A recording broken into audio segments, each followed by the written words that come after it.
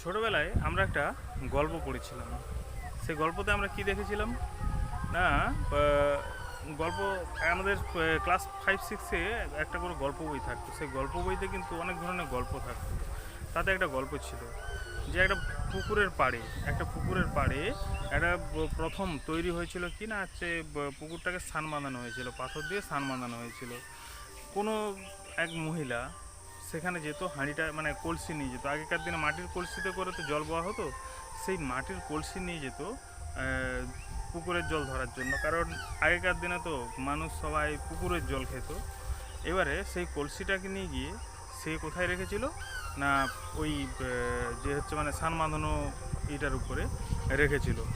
এবারে ওই সানের উপরে যখন রাখে তখন কিন্তু কলসিটা কিছুতে দাঁড়াচ্ছিল না, এবং সে দেখলো, সে একটা জিনিস ভাবলো, যদি আমি এখানে প্রত্যেক দিন রাখি একটু একটু করে জায়গাটা কিন্তু তৈরি হয়ে যাবে।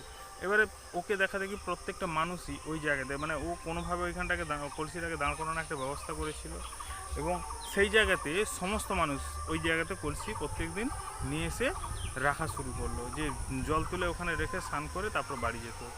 এরকম হতে হতে মানে দিন যায়, বছর কেটে যায়।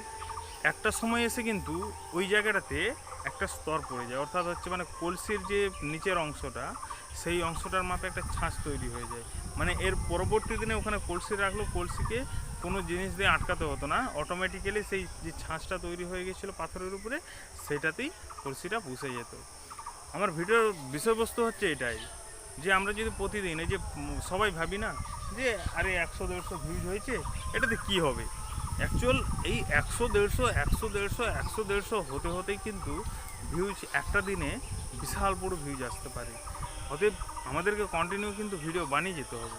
আমরা যদি ভিডিও বানিয়ে যাই, আমরা আজকে তো বলেছে তো যে হচ্ছে মানে মনিটাইজেশনের জন্য কোনো কিছু রাখবে না, শুধুমাত্র 5টা ক্রাইটেরিয়া কমপ্লিট করলেই হবে। সেটা আমি নেক্সট ভিডিওতে বলে দেবো কোন কোন 5টা ক্রাইটেরিয়া। যদি আমরা ঠিকঠাকভাবে এগোতে পারি তাহলে কিন্তু আমাদের চ্যানেল মনিটাইজ হয়ে যাবে। 100-150 ভিউজটাকে কেউ ছোটো ভাববেন না, এটা একদিন বিশাল বড় কিন্তু জায়গা তৈরি করে দেবে। Thank you. অতএব যারা কন্টেন্ট ক্রিয়েটার রয়েছে তাদেরকে বলবো আপনারা চেষ্টা করে যান, লেগে থাকুন, একদিন না একদিন হবে। আর যদি ভেবে থাকেন যে আমি শুরু থেকেই হচ্ছে কোটিপতি হতে চাই, তাহলে ভাই অন্য কিছু করো, লটারি কাটো, ডিয়ার লটারি কাটো, হ্যাঁ সেখান থেকে কোটিপতি হতে পারবে। কেরালা লটারি কাটো, এই কত ধরনের লটারি রয়েছে সেগুলো কাটো, তাতে তুমি কোটিপতি হতে পারবে। কারণ এই জায়গাটা ধৈর্যের জায়গা। কেউ কিন্তু 1 মাসে 1 বছরের মধ্যে বিশাল জায়গা অর্জন করে নিতে পারেনি, এখানে সময় দিতে হয়েছে। 1-2জন ব্যতিক্রম থাকে, সেগুলো ছেড়ে দিচ্ছি। এই জায়গাটাতে কিন্তু সময় দিতে হতে পারে, বুঝতে পারছেন।